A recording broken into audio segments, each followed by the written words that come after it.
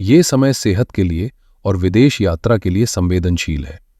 अगर आप विदेश जाना चाहते हैं तो फाइल लगा दीजिए, काम बन जाएगा। लेकिन अगर आप गाड़ी चला रहे हैं तो रफ्तार कम रखें। अब हम प्रवेश करते हैं फरवरी 2026 में। दोस्तों, मैं आपको डराना नहीं चाहता, लेकिन एक ज्योतिषी होने के नाते सच बताना मेरा फर्ज है। फरवरी का महीना इस पूरी तिमाही का सबसे नाजुक महीना है।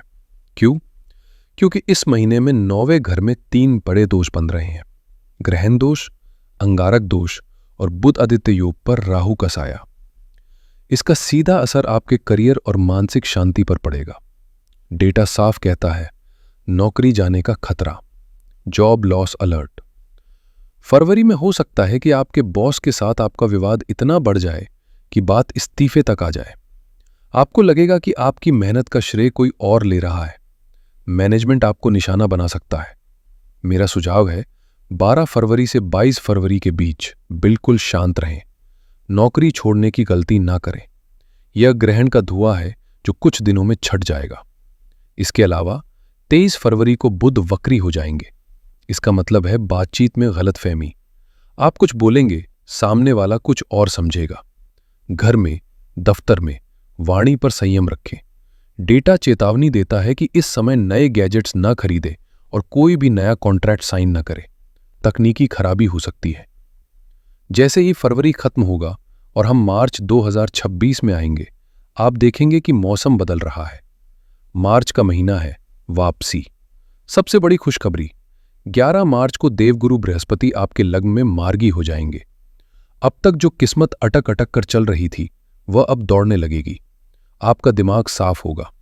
जो कंफ्यूजन फरवरी में था, वह गायब हो जाएगा। दूसरी बड़ी बात, 15 मार्च को सूर्यदेव आपके 10वें घर में आएंगे। ज्योतिष में सूर्य 10वें घर में दिग्बली होते हैं। इसका मतलब है पावर और अथॉरिटी। जो बॉस फरवरी में आपको परेशान कर रहा था, वही बॉस मार्च में आपकी तारीफ करेगा। अगर आपकी नौकरी चली गई थी तो मार्च में उससे बेहतर नौकरी मिलने के योग हैं। प्रमोशन, पहचान और नई जिम्मेदारी, ये सब मार्च के दूसरे हिस्से में आपका इंतजार कर रहे हैं। 21 मार्च को बुध भी मार्गी हो जाएंगे, जिससे सेहत में जो पुरानी दिक्कतें चल रही थी उसमें सुधार आएगा। और महीने के अंत में 26 मार्च को शुक्र 11वें घर में जाएंगे।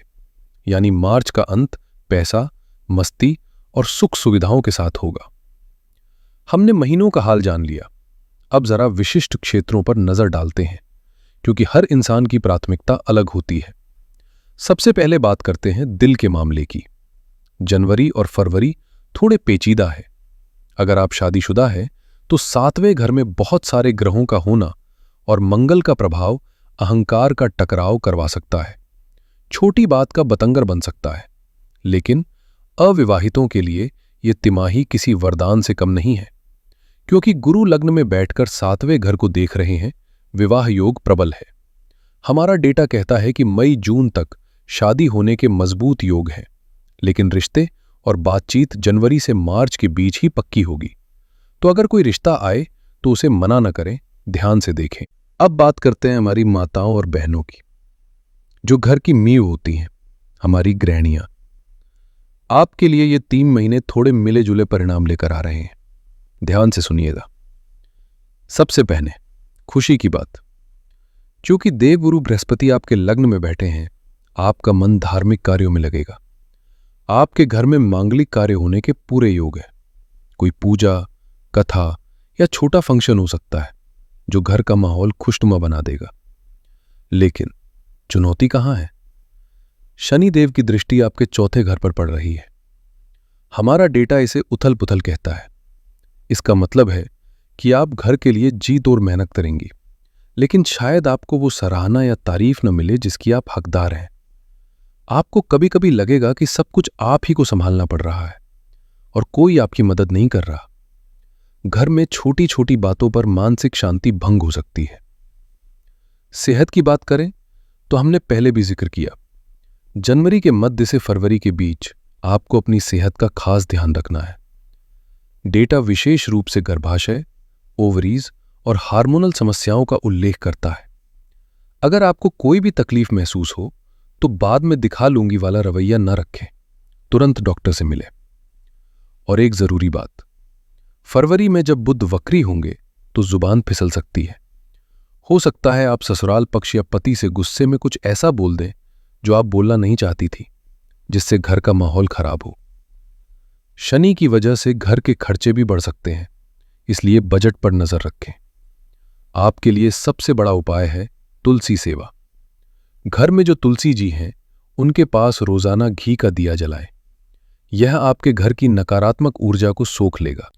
अब विद्यार्थियों की बात करते हैं।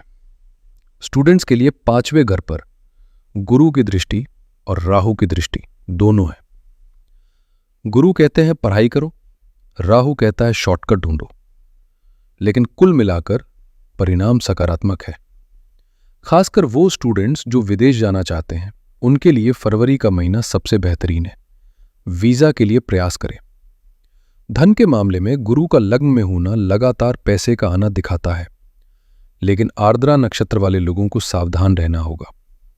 डेटा बताता है कि आर्द्रा के कुछ चरणों में चोरी और धोखे का खतरा है, इसलिए अनजान लोगों पर पैसों के मामले में भरोसा न करें।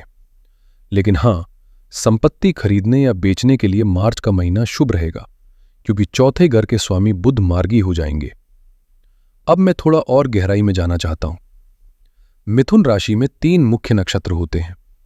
आइए देखते हैं आपके नक्षत्र के हिसाब से 2026 कैसा रहेगा। अगर आप मृगशिरा नक्षत्र के अंतिम 2 चरणों में जन्मे हैं, तो आपका स्वामी मंगल है। आपको शारीरिक गतिविधि पसंद है। आपके लिए भविष्यवाणी यह है कि जनवरी में आपको सेहत का ध्यान रखना है, लेकिन आर्थिक बोझ जो पिछले साल था, वह इस तिमाही में कम होना शुरू हो जाएगा। अगर आप आर्द्रा नक्षत्र के हैं, तो आपका स्वामी राहु है, और राहु इस वक्त सक्रिय है। आपके लिए अचानक धन लाभ है। चौथे चरण वालों के लिए दौलत बढ़ेगी, लेकिन छठे और 7वें चरण वालों को धोखाधड़ी से बचना है। आप रिसर्च, आईटी या मेडिकल फील्ड में अच्छा करेंगे। और अगर आप पुनर्वसु नक्षत्र के पहले 3 चरणों में आते हैं, तो आपका स्वामी गुरु है। आपके लिए यह समय ज्ञान और सम्मान का है। टीचिंग, बैंकिंग या न्याय विभाग से जुड़े लोगों को मार्च में प्रमोशन मिल सकता है। आपका स्वभाव धार्मिक रहे। समस्या है तो समाधान भी है। हमारे पास जो डेटा है, उसके आधार पर ये कुछ सिद्ध उपाय हैं जो आपको इन 3 महीनों में जरूर करने चाहिए। सबसे पहला उपाय है गणेश उपासना। क्योंकि केतु तीसरे घर में है और बुध वक्री होंगे, आपको भगवान गणेश की शरण लेनी चाहिए। हर बुधवार को गणेश जी को दूर्वा घास चढ़ाए।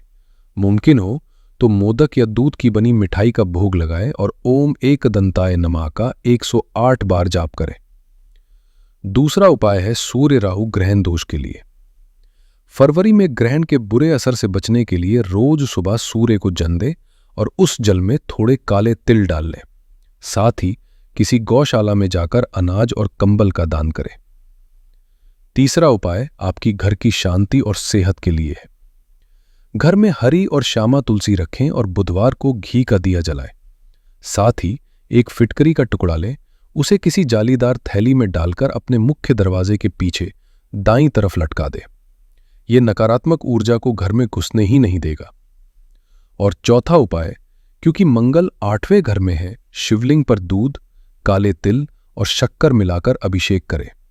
इससे दुर्घटना और सर्जरी का खतरा टल जाएगा। एक मूल मंत्र याद रखें, 2026 में आपको मल्टीटास्किंग बंद करनी है।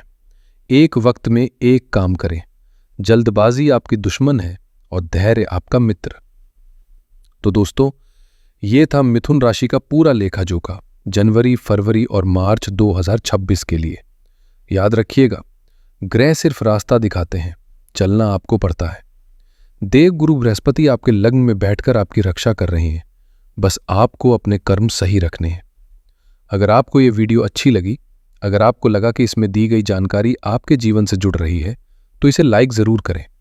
अपने मिथुन राशि के दोस्तों और परिवार के साथ शेयर करें, ताकि वो भी सतर्क रह सके। और हाँ, नीचे कमेंट में जय भोलेनाथ या जय गणेश लिखना न भूलें। सकारात्मक ऊर्जा फैलाना भी एक पुण्य का काम है। चैनल को सब्सक्राइब कर लीजिए, क्योंकि हम आगे भी पूरे साल का विस्तृत विश्लेषण लाते रहेंगे। ईश्वर आप सबका कल्याण करें। आपका आने वाला समय शुभ हो। तब तक के लिए हर हर महादेव।